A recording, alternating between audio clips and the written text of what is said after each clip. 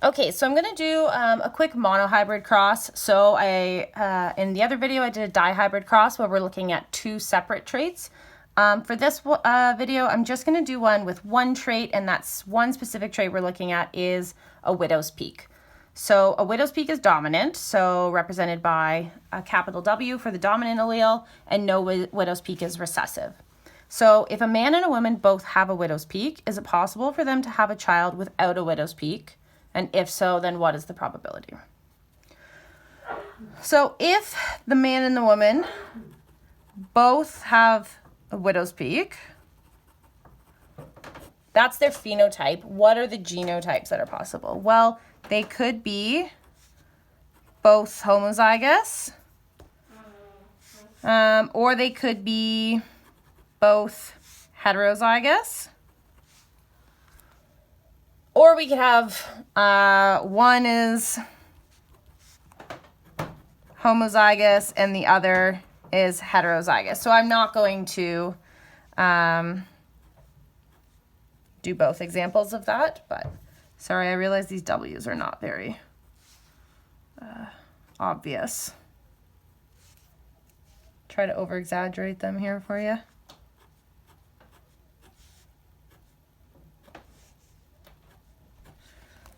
Okay. So is it possible then to have a child without a widow's peak? So if the child doesn't have a widow's peak, then they are, I'll try to make these ones more obvious, they are going to be homozygous recessive. For sure, that's the only possibility. So we can do a couple monohybrid crosses to double check if this is a possibility.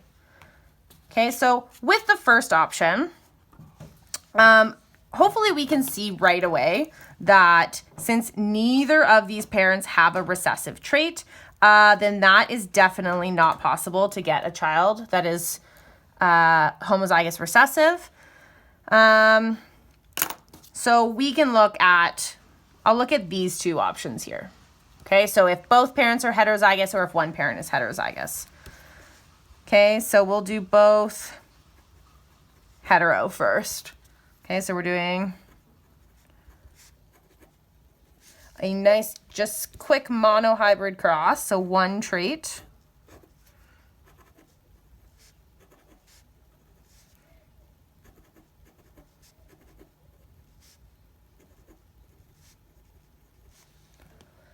Okay, and then we'll do the other option, which is only one parent is hetero and the other one is homozygous.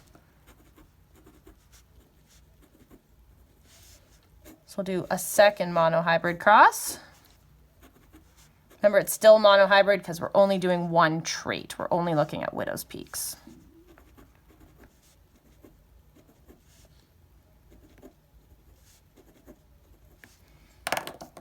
All right. So again, we're looking for heterozygous recessive.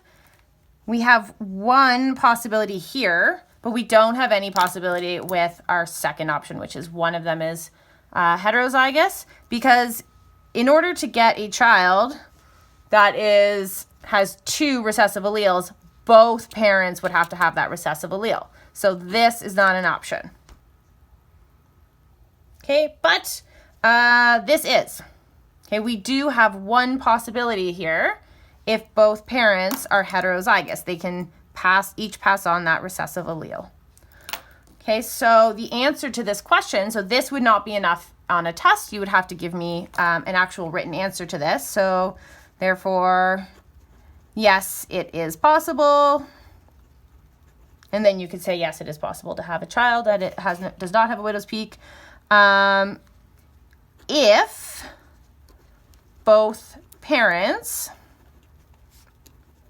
are heterozygous, right? Remember, that's what we call carriers of that recessive allele, right? So if this was a recessive trait, you'd say they were a carrier, but it's actually a dominant trait. So yes, it's possible. If both parents are heterozygous, there is a 25% chance of offspring with no widow's peak.